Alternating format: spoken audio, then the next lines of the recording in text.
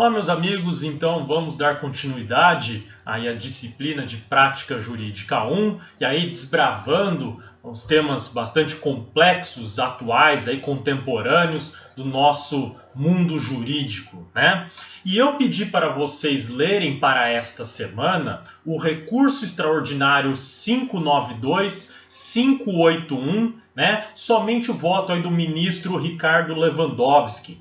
E vocês repararam nesse voto do ministro que o principal tema tratado por ele é a questão dos sistemas prisionais, né? A estrutura dos sistemas prisionais, a forma então como os presos são tratados, né? Aquilo que eles têm à sua disposição e aquilo que o Estado tem feito ou deixado de fazer para tratar desse problema aí seríssimo que nós temos. E vocês viram que o pano de fundo aí desse voto, desse recurso extraordinário, é a situação dos presídios em diversos estados aqui da nossa federação. E com relatos aí extremamente trágicos de acidentes e também de situações, circunstâncias que ocorreram com alguns presos, que mostram aí que o sistema prisional, o sistema penitenciário brasileiro, não é, na verdade, um sistema penitenciário, mas é muito mais uma masmorra, né? Um lugar aí de tortura para aqueles que são criminosos. E com isso, então, vendo todas essas circunstâncias, vocês repararam aí que o Ministério Público exigiu do poder público, através do poder judiciário, a tomada de medidas para consertar, para reformar, para reestruturar esse sistema prisional, a partir aí não só desses relatos, mas também de todo o arcabouço jurídico que nós temos e também daquela estrutura econômica, digamos assim, orçamentária que está à disposição do Estado no momento aí de tratamento desse aspecto do nosso cotidiano. Veja só, essa questão aí esbarra novamente, já adianto isso para vocês, né, com o problema de estabelecimento e construção de políticas públicas e efetivação do direito. Logo, novamente estamos diante daquele dilema se uma intervenção do Poder Judiciário no sistema prisional ela é devida, ela é justa, ela é correta, conforme a estrutura que nós temos no nosso ordenamento jurídico, ou então, na verdade, o Poder Judiciário está extrapolando as suas funções. Ele estaria pura e simplesmente agindo como se fosse um administrador público. E aí, então, essa discussão acaba permeando praticamente todo o voto do ministro Ricardo Lewandowski. E nós vamos, então, verificar o seguinte. Em primeiro lugar, que o ministro ele vai levantar, além das questões de fato que estão demonstrando o grande desrespeito aos direitos aí que seriam dos presos, que também nós temos diversas normas nacionais e internacionais de proteção aos presos, né? E aí a proteção também e de elaboração de políticas públicas. Então, nós temos aí tratados aí, as Declaração Universal de Direitos Humanos, nós temos aí Tratado Internacional para o Tratamento dos Presos, nós temos aí também Tratado Internacional dos Direitos Civis e Políticos do Cidadão. Nós vamos ver que, além da questão internacional, nós temos internamente a Constituição Federal, que traz diversos dispositivos constitucionais para o tratamento digno do preso, né? E além do tratamento específico para o preso, nós temos também questões aí dentro da Constituição que são aplicadas a todo e qualquer ser humano, independentemente de ele ser aí preso ou não. E temos as normas infraconstitucionais que vão tratar também de direito dos presos. E aqui o maior destaque que eu dou para vocês é a Lei de Execução Penal, que trata efetivamente de como que aquele que é detento deve cumprir a sua pena, tá? Muito bem. Então veja que existe uma política pública estruturada pelo Estado que vai então atingir, vai acabar dando reflexos nos direitos, ou seja, no aspecto jurídico daqueles que estão envolvidos nesse contexto, os presos e aqueles que são aplicadores das penas. Muito bem, aonde o judiciário poderia atuar nesse ponto? Veja que, se fôssemos pegar pela questão aí anterior, por uma questão simplesmente teórica, básica e genérica, nós poderíamos aí dizer que o poder judiciário ele deveria agir tão somente na questão específica de cada preso, ou seja, se o cumprimento da pena está sendo realizado ou não, ou seja, se a execução penal está sendo devidamente realizada conforme o preso foi sentenciado. Então, ele não cuidaria da questão das políticas públicas, como que funcionaria aí todo o sistema nosso prisional. Porque essa função aí seria muito mais administrativa e o juiz da execução penal, embora ele seja também de certa maneira, tá, em um certo aspecto, isso vocês vão estudar em direito penal e processo penal com maior cuidado, tá? Certo aspecto, um administrador lá das penitenciárias também, veja que essa questão dessa administração que ele faz, falando isso bastante entre aspas, tá? Essa administração que ele faz aí, ele depende de um diálogo político com os demais poderes, para que ele possa, de fato, exercer aí essas suas funções. Então, ficaria adstrito esse poder do judiciário a essas questões particularizadas. Mas nós temos alguns detalhes importantes. Olha só, vou abrir até para vocês. Dentre outras aí, normas aplicáveis a esse caso concreto, nós temos, por exemplo, o artigo 88 da Lei de Execução Penal, que diz o seguinte: que o condenado será alojado em cela individual que conterá dormitório, aparelho sanitário e lavatório. E daí vai falar o seguinte, que são requisitos básicos da unidade celular: a salubridade do ambiente pela concorrência dos fatores de aeração, insolação e condicionamento térmico adequado à existência humana, e a área mínima de 6 metros quadrados. Além disso, olha só, o artigo 89, ele fala que a penitenciária de mulheres terá que ter aí uma seção própria para gestante e parturiente, e de creche para abrigar crianças maiores de 6 meses e menores de 7 anos. Gente, e fala aí depois como que devem funcionar as creches e tudo mais. Pessoal, o que eu estou tentando alertar aqui para vocês? O seguinte, que os estabelecimentos penais possuem uma norma infraconstitucional que determina requisitos básicos de como uma cela deve ter de estrutura. Qual, então, a estrutura que essa cela deve ter? E veja, isso está sendo respeitado?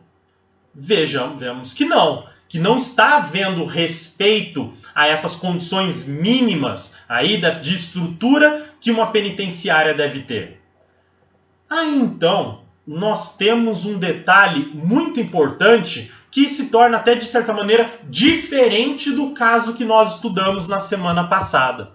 Porque veja, na semana passada, quando falamos aí da concessão de medicamentos pela via judicial, nós falamos de uma atuação do Poder Judiciário que não tinha exatamente uma base expressa, explícita, de como deveria ser concedido esse medicamento. Nós tínhamos uma lista do SUS, nós tínhamos aí requisitos que foram criados pelo Poder Judiciário para que no momento da apreciação ele verifique se deve cumprir a diretriz geral do artigo 196 e artigo 6º da Constituição Federal, ou seja, dos estados se obrigarem a garantir o direito à saúde de todos. Então veja que era uma construção muito mais da jurisprudência do que efetivamente da lei. Agora, Quando estamos falando do sistema prisional, nós estamos falando aqui de uma lei de execução penal que expressamente diz como as celas devem ser.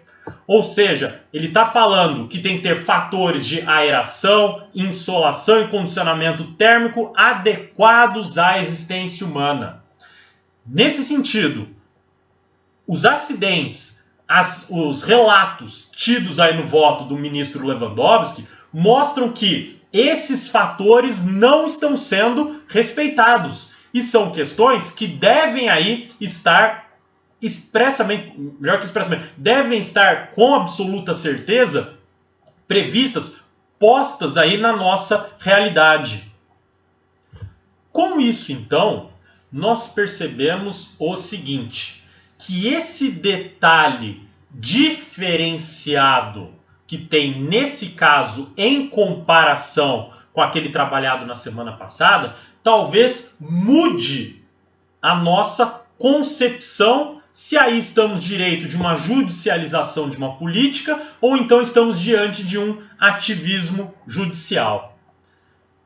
Porque, veja, num caso em que não há uma previsão expressa, o Poder Judiciário teria que criar uma regra, ou até mesmo, falando aqui já, dando um passo adiante, até mesmo a partir daquilo que ele considera correto, justo e que esteja dentro dos objetivos e finalidades do nosso sistema jurídico, prestar aquele direito. Então ele teria que, individualmente, cada juiz, verificar pelo arcabouço jurídico como um todo, qual a solução que seria a correta e válida dentro do nosso sistema para solucionar aquele litígio.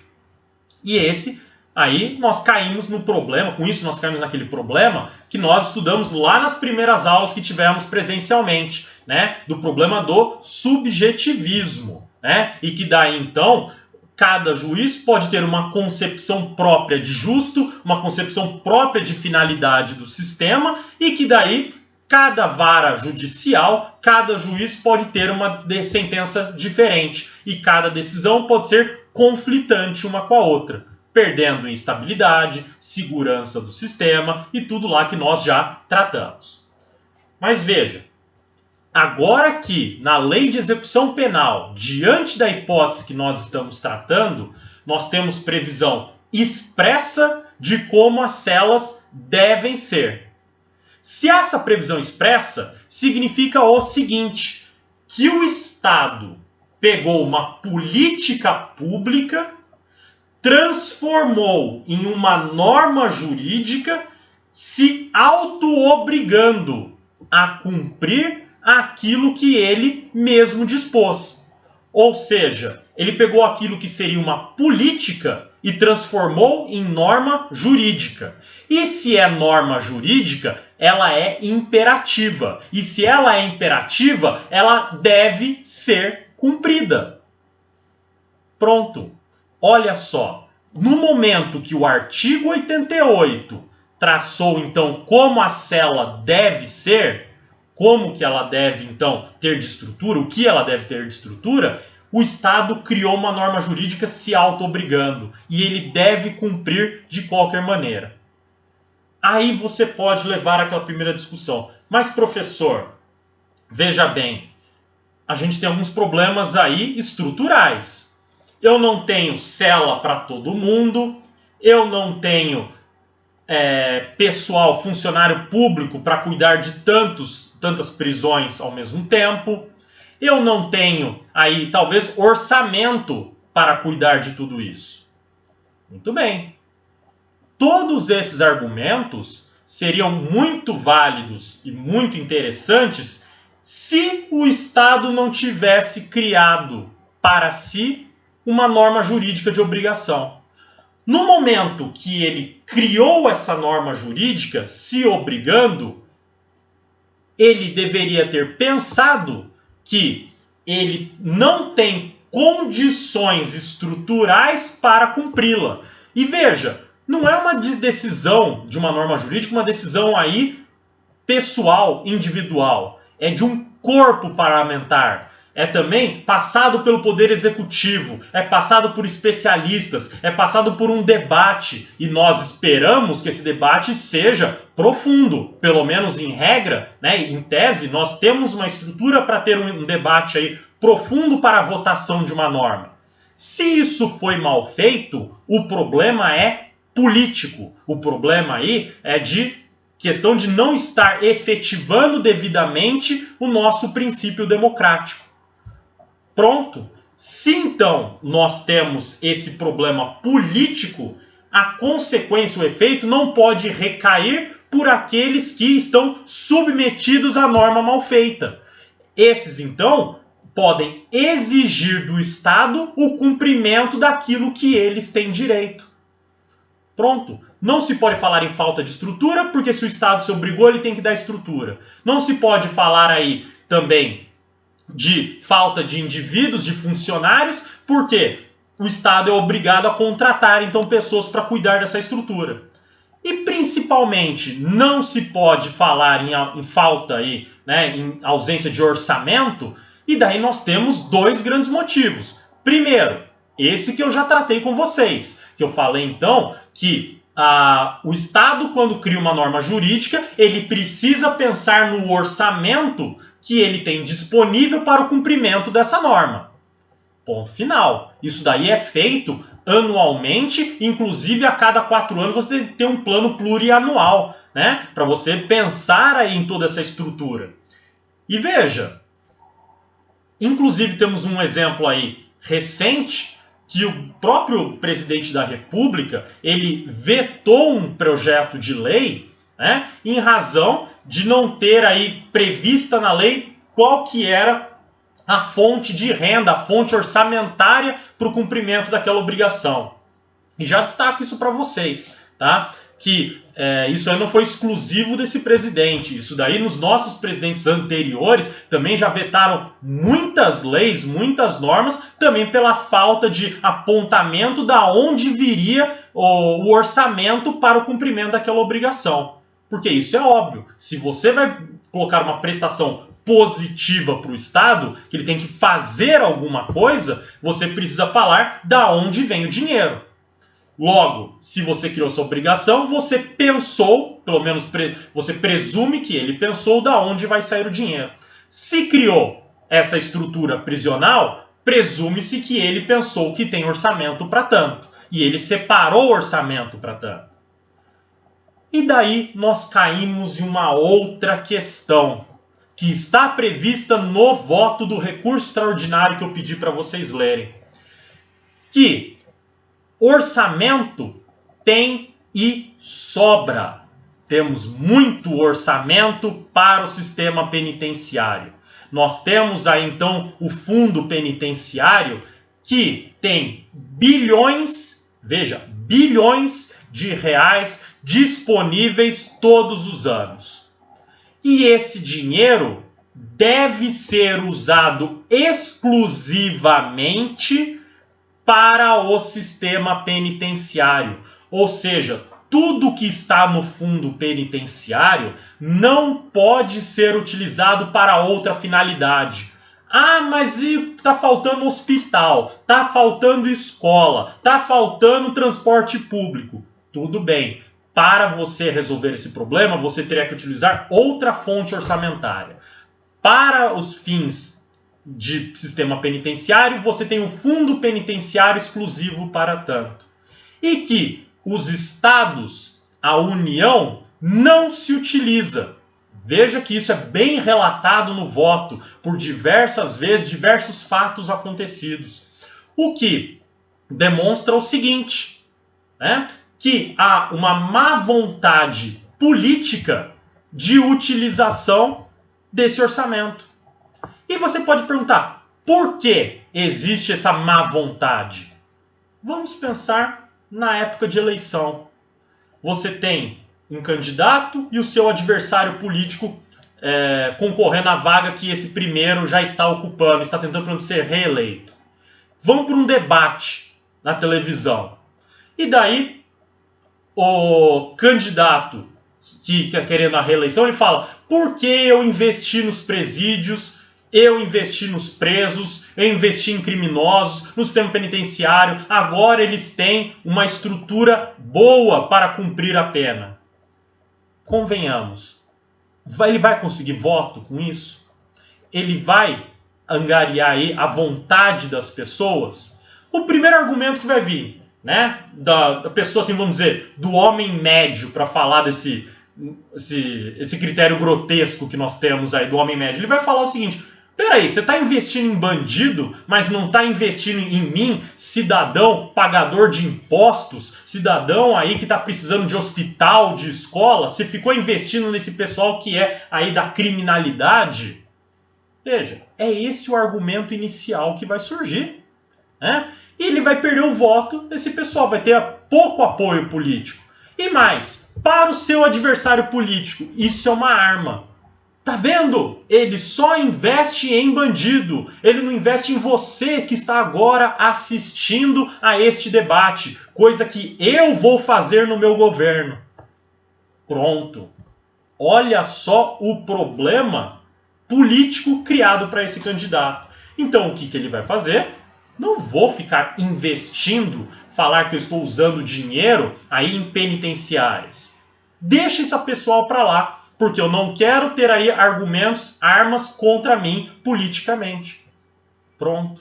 Você tem um argumento forte. E veja, a maioria das pessoas, né, quase na sua totalidade, imagino até que alguns de vocês aí que estão assistindo a aula agora nem sabiam que o fundo penitenciário é de uso exclusivo para as penitenciárias.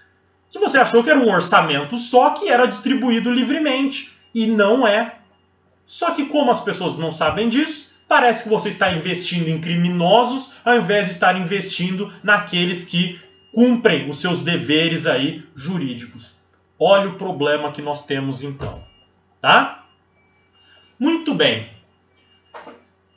Veja que dessa maneira nós temos aí, na verdade, com essa exigência de cumprimento das normas da lei de execução penal, das normas aí constitucionais, demais normas infraconstitucionais e tratados internacionais, nós temos, na verdade, não um ativismo judicial, mas nós temos aí uma judicialização da política.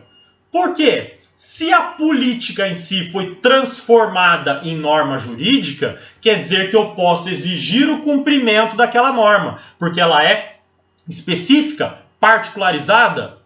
Ela não está falando simplesmente todos os criminosos têm direito a uma cela, ponto final. Ela está falando que a cela tem que ser individual, tem que ter dormitório, tem que ter aparelho sanitário, tem que ter lavatório. Pronto. Se ela coloca tudo isso, ela está particularizando, é uma norma jurídica que deve ser cumprida. Então estamos aí diante de uma judicialização da política, tá bom? E veja que o voto do Lewandowski, agora pensando na questão da formatação dele, é uma formatação muito interessante e louvável. E por que eu digo isso, né? Porque é um voto que traz todo o arcabouço jurídico, todas as normas aplicáveis e trata o caso de maneira analítica, ou seja, especifica os seus mínimos detalhes aí, como que se aplicam essas normas e o porquê disso, e quais fatos estão sendo afetados por esse voto.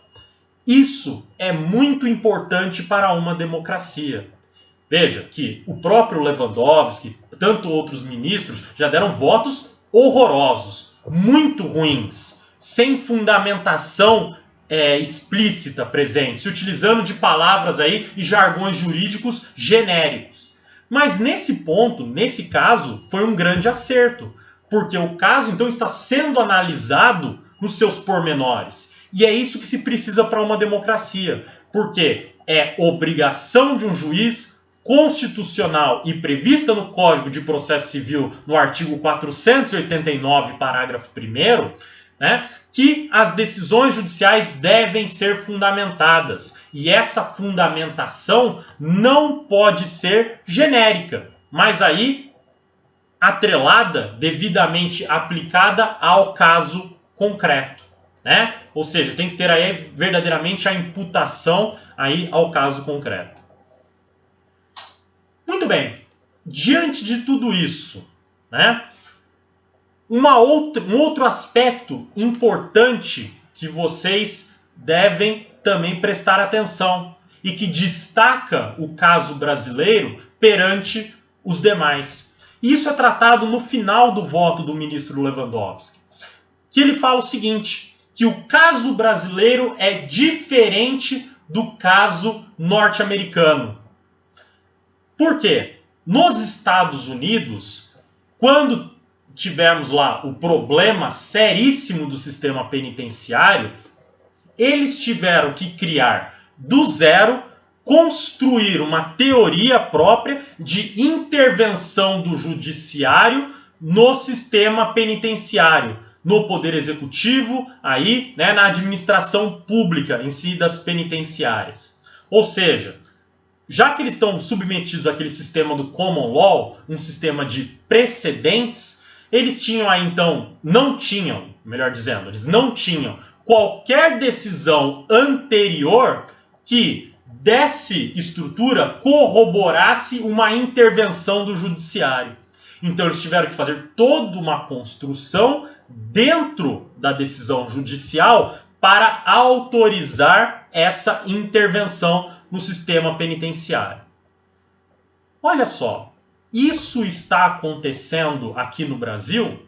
Veja que não, que antes da decisão judicial, nós já temos todas as normas jurídicas postas internacionalmente e nacionalmente, né, de formas de intervenção e exigência imperativa aí de cumprimento das normas jurídicas específicas ao sistema penitenciário, como nós estudamos e como vocês leram aí no voto do ministro Lewandowski. Ou seja, o Brasil estaria, digamos, um passo à frente daquilo que teve que passar os Estados Unidos. Nós já tínhamos todo o sistema jurídico pronto para essa intervenção. Bastava o judiciário aplicar.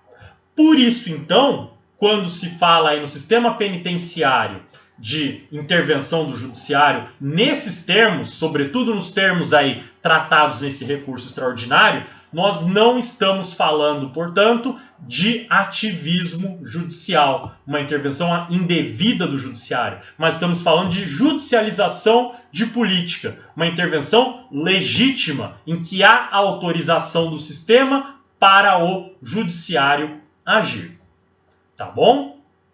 Muito bem, pessoal. Então, espero que com essas ideias que eu passei para vocês aqui, essas discussões e reflexões, vocês tenham a possibilidade aí a melhor compreensão do voto, um aprofundamento aí do voto e novas críticas e pensamentos, aí, reflexões tenham surgido na mente de vocês, tá?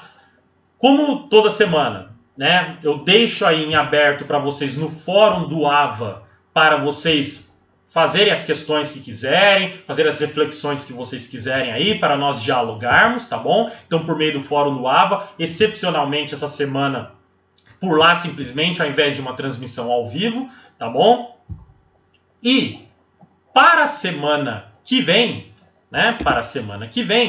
eu peço que vocês leiam, tá?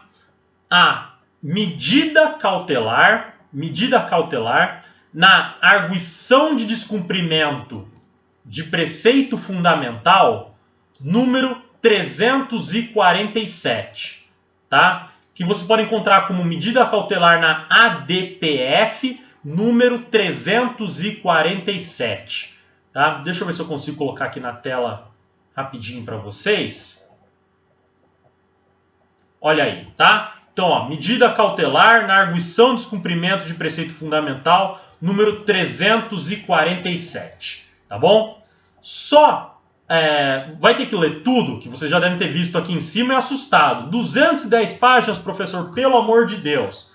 Não, tá? Eu quero que vocês leiam somente o voto do ministro Marco Aurélio, tá bom? Só o do ministro Marco Aurélio. Que, se eu não me engano, olhando aí na tela de vocês, tá? Aí, o voto dele começa na página 19, tá? Página 19 e vai terminar na página...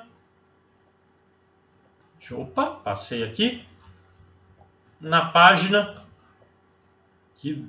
42 aqui desse PDF, tá bom? Então seria no PDF aqui da página 19 a 42, tá bom? Seriam por volta aí de 20 páginas mais ou menos aí que vocês vão ter que ler.